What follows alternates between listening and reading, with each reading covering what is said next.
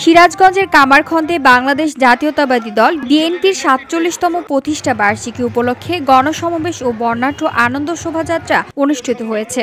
কামারখন্দ উপজেলা বিএনপির আয়োজনে এই অনুষ্ঠানে প্রধান অতিথি ছিলেন সাবেক সংসদ সদস্য ও সিরাজগঞ্জ জেলা বিএনপির সভাপতি মোসাম্মদ রুমানা মাহমুদ।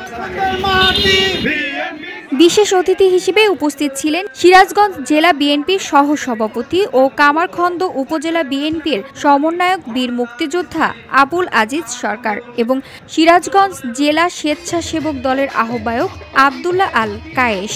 গণসমাবেশে সভাপতিত্ব করেন কুমারখন্দ উপজেলা বিএনপির সাবেক সভাপতি মোহাম্মদ বদিউজ্জামান ফেরদৌস এবং অনুষ্ঠানটি সঞ্চালনা করেন সাবেক সাধারণ সম্পাদক মোহাম্মদ রেজাতে রাব্বি।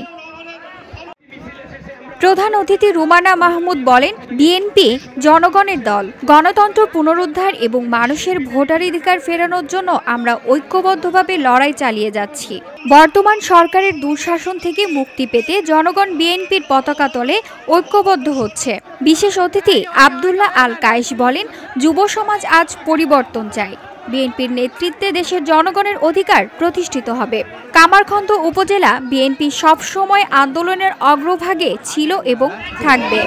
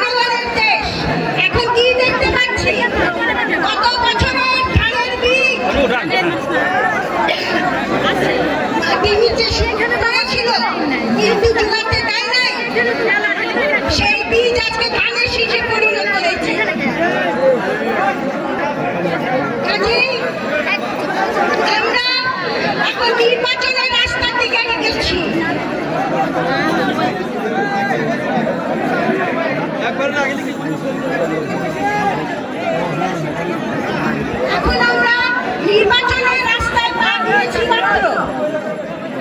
প্রথম সংকল্প কি করবেন? দুর্নীতিমুক্ত দেশ তৈরি করবেন।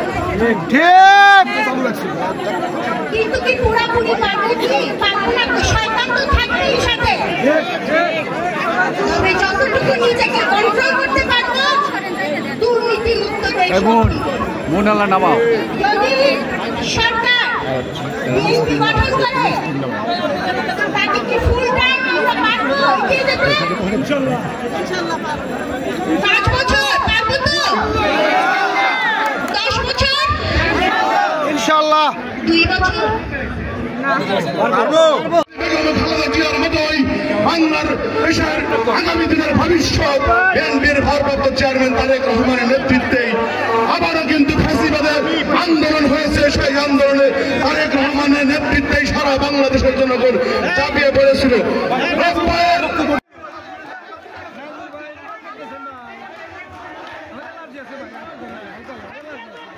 অনুষ্ঠানে বিপুল সংখ্যক নেতাকর্মী ও সাধারণ মানুষ শহীদ জিয়া, খালেদা জিয়া, তারেক রহমানের প্রতিকৃতি এবং জাতীয় ও দলীয় পতাকা নিয়ে আনন্দ মিছিলে অংশ নেন। VOD Bangla news desk.